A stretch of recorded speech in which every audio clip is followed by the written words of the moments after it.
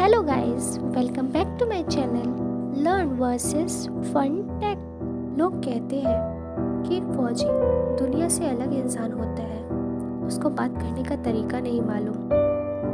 वो तो कहेंगे, वो लोग क्या जाने एक फौजी किन किन परिस्थितियों को पार करके कैसे अपने दिल पर पत्थर रखकर अपने घर परिवार दुनिया समाज से अलग रहता है।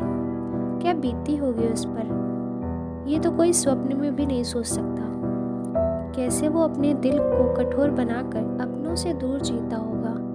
किसी ने कभी सोचने की ज़रूरत ही नहीं समझी कि एक फौजी की वजह से ही हम लोग आज आराम से अपने घरों में हैं और बिना किसी टेंशन के अपना जीवन जी रहे हैं। पर एक फौजी अपने दिल पर पत्थर रखकर अपनी फिक्र किए बिना इस देश की और हम लोगों की सेवा करता चला आ रहा है।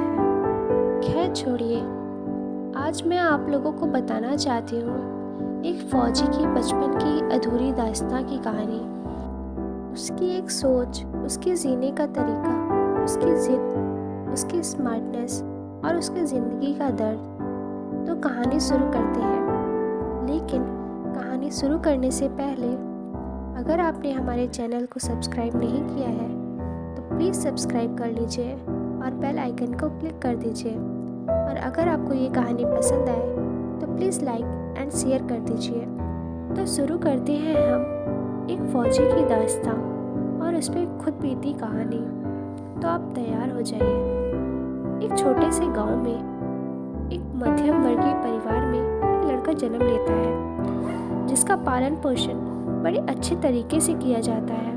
वो कहते हैं ना, माँ तो सभी बनती है, लेकिन एक फौजी को पैदा करने वाली माँ को मैं प्रणाम करती हूँ। मैं ये नहीं कहती कि एक माँ फौजी को पैदा करती है, लेकिन मैं ये ज़रूर कहती हूँ कि माँ अपने बेटे को फौजी बनाने में पूरा योगदान देती है और ये योगदान माँ के द्वारा उठाए गए दुख दर्द से बेटे को मिलता है। तो हम दोबारा से चलते हैं अपनी कहानी पे। बच्चे का जन्म एक मध्यम परिवार में हो जाता है और उसका पालन पोषण भी एक अच्छी तरीके से होता है और बच्चा धीरे धीरे बड़ा होने लगता है। बड़ा होने के साथ साथ उसकी जिम्मेदारियां भी बढ़ने लगती हैं और उसकी सोच भी बढ़ने लगती है और वह जिम्मेदारियों और सोच के साथ वो आगे बढ़ने लगता है। घर की परिस्थितियां बदलते बदलते समय बदलता जाता है और वो बड़ा हो जाता है और लोगों की भावनाओं को समझने लगता है और एक अच्छा व्यवहार के साथ समाज में निखरता है। कहानी यहीं से मोड़ लेती है। लड़का अपनी शिक्षा को पूरा करके अपनी उच्च शिक्षा के लिए आगे बढ़ जाता है, जो कि समय को मंजूर न था। वो कहते हैं ना, किस्मत में जितना लिखा होता है उतना ही मिलता है। लड़का अपनी उच्च शिक्षा को छोड़कर इंजीनियरिंग की तरफ अपना रुख मोड़ता है। वो कहा जाता है ना कि फल लगे हुए पेड़ सभी को पसंद आते हैं। यही कहानी लड़के के साथ भी हुई। बदलते समय के साथ कुछ नए लोग उस लड़के के परिवार में जुड़ने लगे। उन्हीं नए जुड़ते लोगों में से एक आदमी ने अपनी लड़की का हाथ उस लड़के के हाथ में बढ़ा दिया। लड़के के सीधे व सुलझेपन को देखकर उन लोगों ने उसका फ़ायदा उठाना चाहा और कुछ समय तक उठाया भी, लेकिन किस्मत को यहाँ भी मंजूर नहीं था।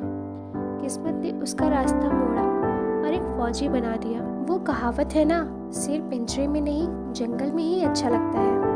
फौज की कठिन ट्रेनिंग और मशक्क़तों के बाद उसमें एक नया निखार आता है। लेकिन ये उम्र ही एक ऐसी होती है जिसमें एक फौजी का दिल एक तो दिल में धड़कता है और दूसरा हाथ में, जो कि वह उस लड़की की मासूमियत के आगे हाथ वाला दिल उस लड़की को दे बैठा था।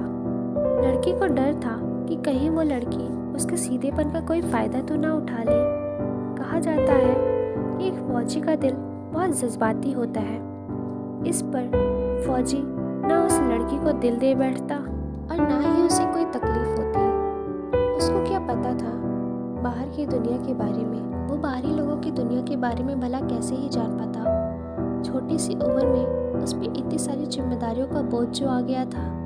इसी के कारण लड़की बड़ी चालाकी से लड़के के सीधेपन का फ़ायदा उठाकर लड़के से उसकी हर बात जानना चाहती और जान भी लेती, जैसे कि उसके घर की सारी ज़रूरी बातों को जानती, जिससे वो पता लगाती कि शादी के बाद वो वो घर में कैसे रहेगी, राज कर पाएगी कि नहीं, रानियों की तरह रह पाएगी कि नहीं, वो तो आप लोग जानते ही हैं कि आजकल की लड़कियों के मन में क्या रहता है या क्या चलता है, तथा लोग अपने मन में क्या सपने सजाती हैं।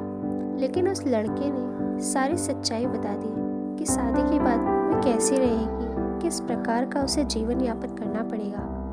पर इसमें उसको अपना आगे का फ्यूचर सेफ नहीं लगा और तुरंत ही उस लड़की ने उस लड़के से अपनी दूरियां बनाना चालू कर दी और दूर भी चली गई। और लड़का शायद इसलिए उसे रोक भी ना पाया क्योंकि लड़के के फौज में जाने के बाद उन लोगों का रिलेशनशिप लॉन्ग डिस्टेंस रिलेशनशिप में बदल गया था और लड़के को लड़की को समझाने का मौका भी नहीं मिला था।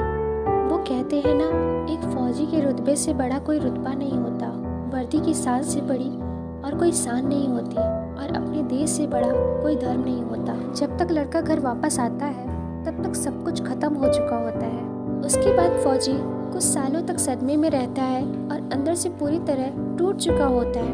और रहे भी क्यों ना, कहा जाता है कि पहला प्यार भुलाए नहीं भूला जाता। फौजी की लव स्टोरी शायद वन साइड लव स्टोरी ही बनकर रह गई थी। फौजी की हालत उसके परिवार वालों से देखी नहीं जा रही थी।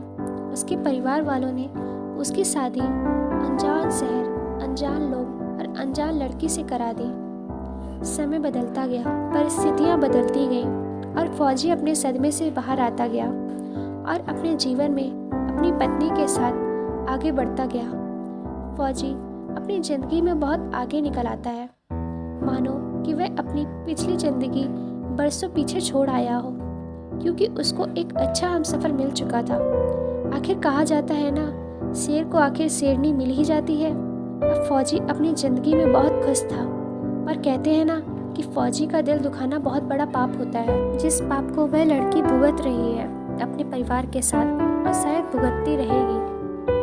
तो क्या आप लोग जानना चाहते हैं कि वो लड़की कौन थी, कैसी दिखती थी जिस पर उस फौजी का दिल आया था? क्योंकि फौजी की मोहब्बत बड़ी कमाल की होती है।